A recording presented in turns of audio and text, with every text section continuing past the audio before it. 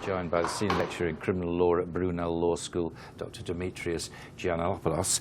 Well, actually, of course, this is a bit academic now, isn't it, really? Because Greece's top court has quashed the appeal, so the referendum will go ahead. Nonetheless, there's a lot hanging out of this, isn't there? I mean, it's an extremely badly worded question, isn't it, to start with? I mean, I saw it's full of technical words, nothing simple about it at all, and would presume... I was confused when I read it, first of all. Yeah, you are right. It looks unnecessarily complicated. But then again, I think the people have full understanding now of what this might entail. I think what they've been told is in or out of the euro, in or out of Europe, yes, potentially. So even though the wording is quite confusing, quite complicated, I agree with you on that. I think the message is clear. I mean, this discussion has been going on for quite a few months now. We have to be quite clear that people understand what is at stake here. And will it be representative? Because as I understand it, if you're voting for in a or plebiscite, as in fact this is, you have to do that in the place where you were born rather than the place where you live. So people are not going to be able necessarily to do that because they can't get cash out of their ATMs. Indeed, that is a very significant problem. Not to mention the thousands of people that are living abroad, especially in the last few years. Thousands of people have left Greece. In this case, they were only given, a 7-day warning. I mean, how easy is it going to be for them to book tickets and find a way to go back to Greece, especially in this climate? They won't be able to participate.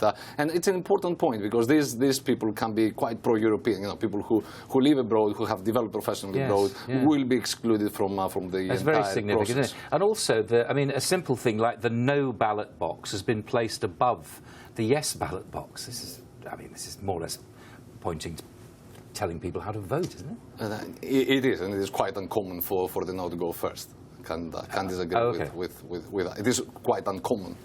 Yes. I agree with you. There is a problem there.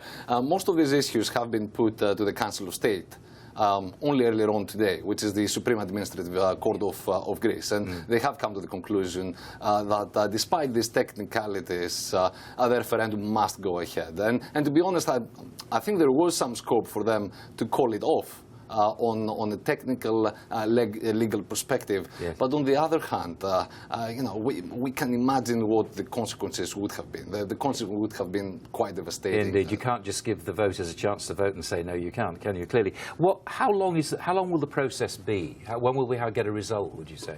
I was just reading earlier on that the results will be out by 9 p.m. I think, 2 hours from within the closure of the vote. So by 9 p.m. Greek time on Sunday evening, I think we will know the result. How does that happen so quickly? Well, that's a good question, especially if you consider that the state has only had 5 days to organize the election. Indeed, indeed. I can't illuminate you. No, I wouldn't expect you. What's your gut feeling about the way this has all been handled? Not legally, but just your home country. It is a chaotic situation. There's no doubt about that. There have been ups and downs. There have been U-turns that nobody expected. One day Greece is making concessions. The other is taking a very hard position, and vice versa. With Europe, one day they're saying that they're prepared to make some concessions. The following day they appear to be taking a very strict approach. So it actually makes you wonder whether any of the parties actually wants this agreement. And very briefly, do you think that Greece could take any more austerity? It is very difficult to say so. I mean, Greece has been in a recession for the last 5-6 years now. The people have been impoverished. I mean, there's no question about that. Yes. On the other hand, one might say there is still there are very unhealthy divisions. There is still a political elite, an economical elite that has not suffered from these measures. So it's an important moment for unity. I think that's the message to the people.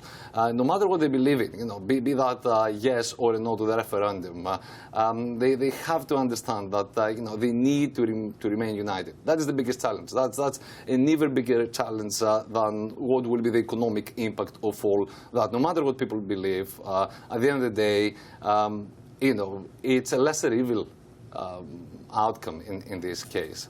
I don't think people can expect for either Europe or this strong position that Cyprus's government has actually adopted to work as a deus ex machina, divine intervention.